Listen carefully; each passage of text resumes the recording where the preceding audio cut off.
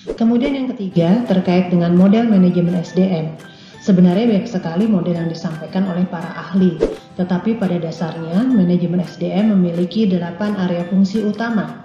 Area ini terintegrasi dalam satu proses pengelolaan, yaitu perencanaan SDM, rekrutmen dan seleksi, training and development, manajemen karir and talent, manajemen kinerja, remunerasi, hubungan industrial, dan human resource information system.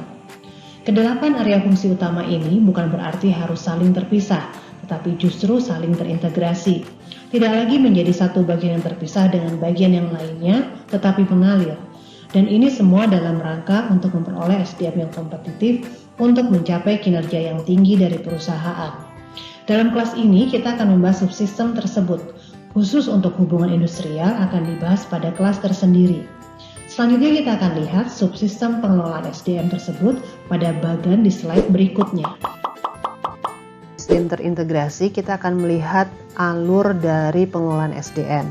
Diawali dari bagaimana kita melihat kapabilitas organisasi itu sendiri, kemudian bagaimana menarik karyawan, memelihara dan mengembangkan karyawan, serta yang terakhir adalah proses pemutusan hubungan kerja. Nah, keempat proses ini sebenarnya ada lagi subproses di bawahnya. Kita akan mulai dari peningkatan kapabilitas organisasi. Dari mana kita mengetahui kapabilitas organisasi? Dari visi dan misi organisasi tersebut yang akan diterjemahkan dalam bentuk strategi dan budaya perusahaan. Kedua hal ini ditampakkan dalam struktur organisasi. Seperti yang kita ketahui bahwa struktur organisasi itu akan mengikuti strategi, sehingga apabila strategi berubah, maka struktur organisasi pun akan berubah. Dari struktur organisasi, muncullah yang disebut dengan job description atau uraian tugas, serta kompetensi-kompetensi yang dibutuhkan untuk melaksanakan tugas-tugas yang ada di job description. Kemudian ditambah dengan munculnya job evaluation dan job grading. Mengapa dua job evaluation dan job grading ini diperlukan? Karena untuk menentukan seberapa besar remunerasi yang dapat diberikan kepada posisi-posisi tertentu.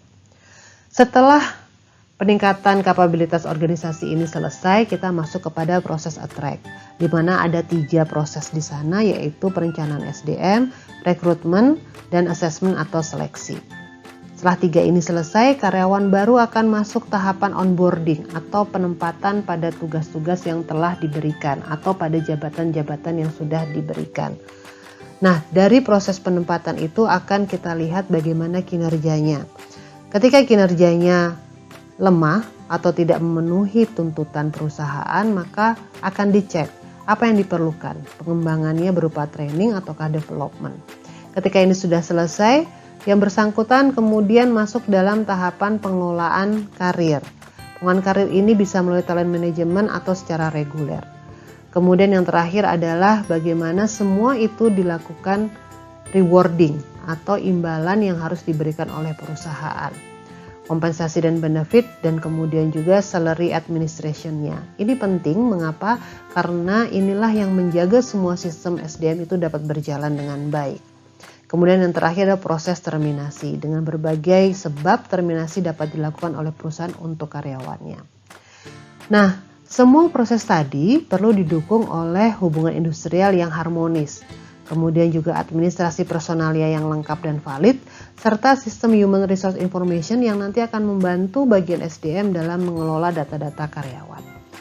Bagian inilah yang bisa kita lihat dan kita bisa lihat secara lengkap bagaimana sebuah pengelolaan SDM itu berjalan.